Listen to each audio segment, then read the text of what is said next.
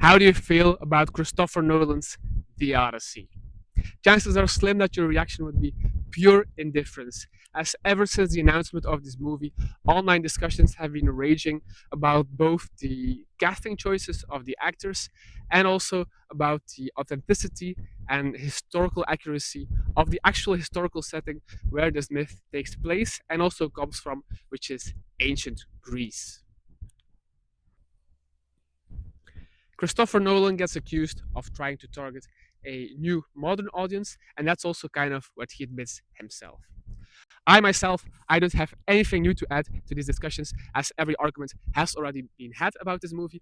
But what I'm trying to do here is tell you a story about the complete opposite of what happens with this movie, Odyssey, which is a story about a bunch of absolute A class, S tier Greek actors who try to not target a new modern audience, but who try to target the most core and traditional audience as possible.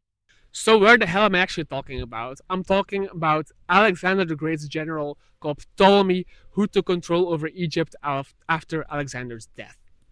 In Egypt, he installed an actual Greek state with, as a head of state, a Greek pharaoh. So he had to convince the local existing Egyptian population that they were true, authentic pharaohs, and they did one hell of a job at acting. They dressed up as pharaohs in their iconic clothing, and they made sure that the Egyptians saw this iconography all over their country. The catch is that these Greek pharaohs barely wore these Egyptian clothes except for when they were present at ceremonies and festivities with local Egyptians present. And of course, to convince the existing Egyptian population, who are Egyptian both cultural and ethically, he had to act as a pharaoh as good as possible. And boy, did they do a good job. So, when Ptolemy installed his Greek state in Egypt, which had already been slightly Hellenized by Alexander the Great, what happened is that many Greek settlers came to live in Egypt, especially in Alexandria, but also in other existing Egyptian cities and also new settlements erected by the Greeks themselves. Still, Ptolemy, he had to convince these Egyptians that he was a real and actual pharaoh. So, how exactly did he do this? But both Ptolemy and his descendants, both male and female, they did not just dress up as Egyptians when they got in contact with them. A second pillar of their reign was to pay a lot of homage to the Egyptian culture. So what did they do? They built a lot of temples for the Egyptians, for the actual Egyptian pantheon, and they also renovated a lot of existing Egyptian temples.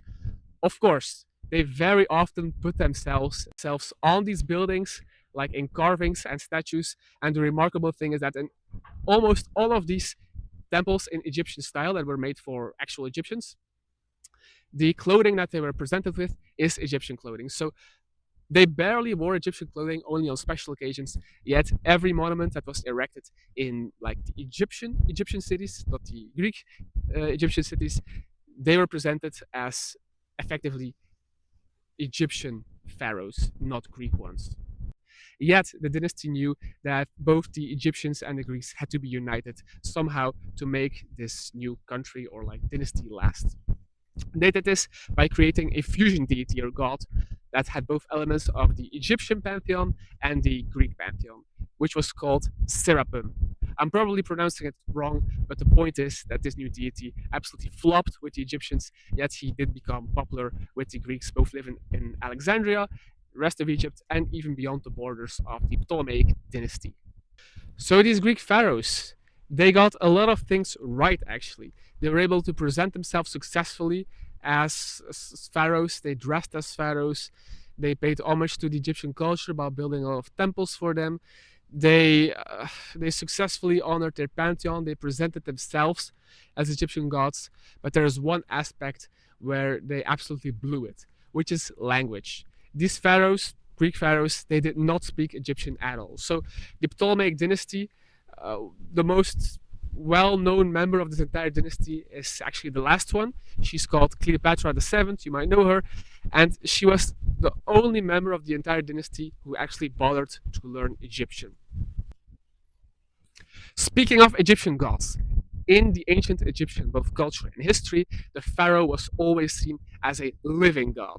So, how did the Ptolemaic dynasty capitalize on this? So both the male and the female pharaohs in the Ptolemaic dynasty, they absolutely presented themselves as living gods, both in the way they acted in real life situations when they met with the Egyptians, the way they presented themselves, but also on the iconography, as I said, that they put on the temples all throughout Egypt. But was this successful? So was it successful? I have to get to answer this. I have to get into another point, which is that these Ptolemaic rulers, they had like three names. The first name was a Greek name. The second name was a reference usually to Egyptian deities. But the people living in Egypt, both the Greeks and the Egyptians, they usually gave them an unofficial third name. And these third names, they usually weren't very flattering. To give you two examples, and I keep it YouTube friendly, one of the more famous examples of a male ruler was that he was called he was called Ptolemy, he was called Physcon, but he was called Physcon the obese, the fat. And to give you another example, for a female ruler, she was called she was called the female reproductional body part. So this tells you something about how successful they were in keeping this image of being actual gods. Yet I do have to say that the fact that this dynasty lasted so long is proof that it kind of worked. To close off this video, I will once again reference the movie from Christopher Nolan, The Odyssey, and this begs the question, will this movie be successful? Despite all the outrage, will this movie actually be successful, and will it have a lasting legacy? To answer this hypothetical question, I'm just going to tell you another story about the Ptolemies, which is that despite all of the efforts of this dynasty, there were actual revolts from the native Egyptians. It wasn't constant, yet it was a recurring theme that the Egyptians, who were second-class citizens for the most part, they did revolt against the Ptolemaic dynasty, and this usually happened in Upper Egypt, which is actually the part lower down on a map today. So how farther from the power center of Alexandria, the more often there were revolts, and some of these revolts were relatively successful. Yet this dynasty, it lasted for almost 300 years, which is longer than America has existed right now. So was it successful? You tell me. Maybe we'll be able to make a comparison with the new movie of Christopher Nolan later.